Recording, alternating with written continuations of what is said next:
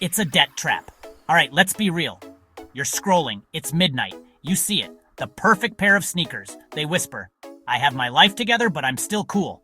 Your bank account is screaming, bro, we have instant noodles at home. Then, a superhero of bad finance appears. 4 interest-free payments of $49.99. Suddenly, $200 isn't $200, it's just $50 for now. This is the seductive whisper of buy now, pay later. It's like that friend who says, don't worry, I got you, but forgets their wallet. This isn't your parents' layaway plan. This is layaway 2.0, optimized for digital. It's on your favorite clothing site. It's on your go-to food delivery app. It's on your airline ticket checkout. BNPL slid into our DMs. BNPL slid into our shopping carts. BNPL slid into our financial lives. So how does this magic trick actually work? It's deceptively simple, which is exactly why it's so dangerous. You're at the checkout, your card is full, your self-control is empty. You see the total, $300. Ouch. But right next to it is the BNPL option, 4 payments of $75. Your brain doesn't see $300 anymore. It sees $75. A few fancy coffees, a couple of lunches, done. You click the button, enter a few details, and boom, instant approval.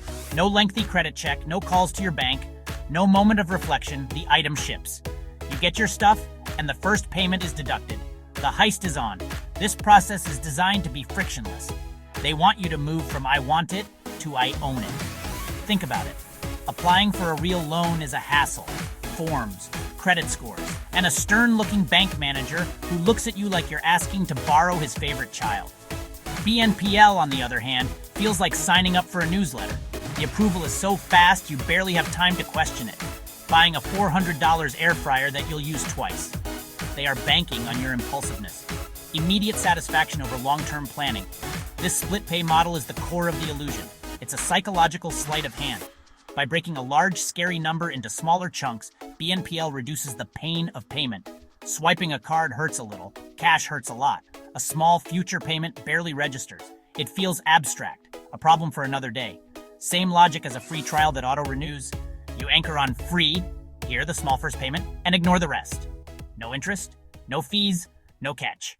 Comparing credit cards to BNPL is like comparing your parents to that one sketchy cousin. Your parents' credit cards can be a pain. They have rules, they check up on you, they want to see your report card, your credit score.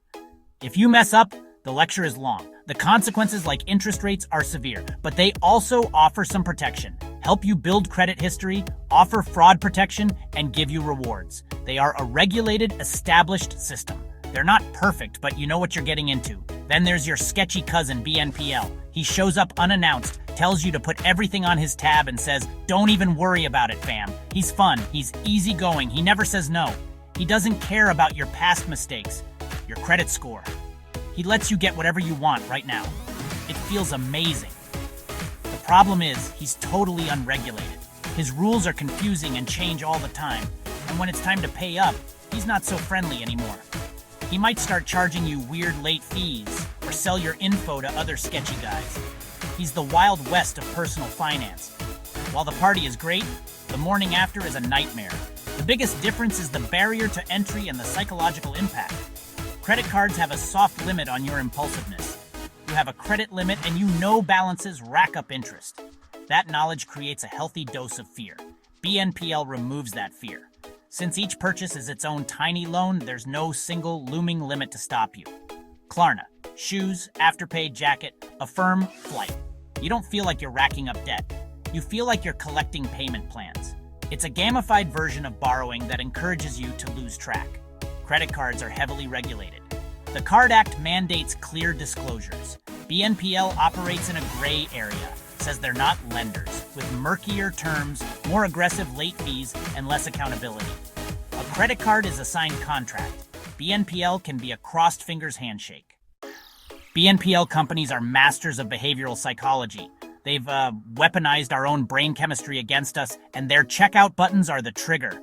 The first and most powerful trick is chunking, payment splitting. Seeing $50 times 4 instead of $200 is a Jedi mind trick of the highest order. Our brains are wired to react to the immediate number, not the total. This minimizes price perception, making expensive items feel cheap and justifiable. It's why we'll buy a $1,200 phone if it's pitched as $50 a month. They didn't invent this, but perfected it for the e-commerce age, turning purchases into a seemingly harmless subscription. Next up, the sweet, sweet hit of instant gratification. You get the product immediately. The thrill of the unboxing, the outfit for Saturday, the gadget you've been eyeing, the payment, the pain is delayed. This creates a powerful disconnect. Your brain's reward center lights up while the pain center stays quiet. It's like eating a whole pizza and the calories not counting until next month. Feels like a cheat code for life, but it short-circuits your financial judgment. Then, design hacks and urgency triggers. The BNPL option is never hidden. It's bright, it's bold, often the default or recommended payment method. Logos are friendly and colorful, with reassuring language like easy, simple, smart. Notes like, get it today for just $25. Create urgency. It's a masterclass in UI/UX, making the BNPL path the path of least resistance. You're not just choosing a payment method, you're being guided down a sales funnel. Partnering with the coolest brands and influencers normalizes the behavior, reframing debt as a savvy shopping strategy for in-the-know people. So, what's the catch? If it's interest-free, how do these companies make billions? Oh, my sweet summer child. The business model is a beautiful, terrifying trifecta of merchant fees, late fees, and your data. First, they charge the retailer. Stores pay typically 2 to 8%, way higher than credit cards. Why would stores pay this? Because BNPL makes you spend more and abandon less. It's a cost to juice sales numbers. Second, late fees. Miss a payment, easy with multiple plans, and penalties kick in. A single $7 or $10 fee might not sound like much, but it adds up. Some services keep charging every missed period, making interest-free more expensive than a high APR card. They count on a percentage to slip. The interface is for the on-time payers. The fee structure is for the forgetful, the disorganized, the financially overwhelmed. Biggest risk, loan stacking. With no hard checks or reporting, nothing stops you from taking multiple loans at once. Klarna for a coat, Afterpay for shoes, Sezzle for concert tickets. Each seems manageable alone. Stack them, and you're on the hook for hundreds a month. That's how a debt spiral starts. A house of cards where one unexpected expense crashes it all. You're juggling financial chainsaws thinking they're batons. And the final creepiest part, your data. Data is the new oil, and you are the oil field. Okay, so you're in deep. You've got more payment plans than you have clean socks. How do you get out and stay out? First rule, only use BNPL for money you actually have, right now, in your bank account. Use it as a cash flow tool, not a credit tool. Example, a $200 jacket. You actually have $200. Split into 4 payments of $50 to smooth the month. But if you only have $50 and hope the rest shows up later, you're playing with fire. Treat the full price as the real price, always. Second, thou shalt not stack loans. Pick one thing, maybe 2.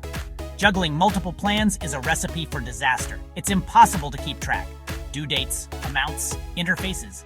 The easiest way to avoid late fees is to avoid complexity. If you must use BNPL, stick to one provider. Pay off one plan before starting another. Better, a simple spreadsheet. Or set reminders the second you buy. Don't trust your brain to remember. Third, raise your financial literacy game. Most of us got zero personal finance education. They exploit the gap between our desires and our knowledge. The antidote is to close that gap. Follow real finance creators. Use budgeting apps. Read the fine print, understand late fees and how they compound, know your rights. Knowing the system is your armor. Finally, BNPL is not your friend. Step back and ask, would I still buy this if I had to pay the full price right now?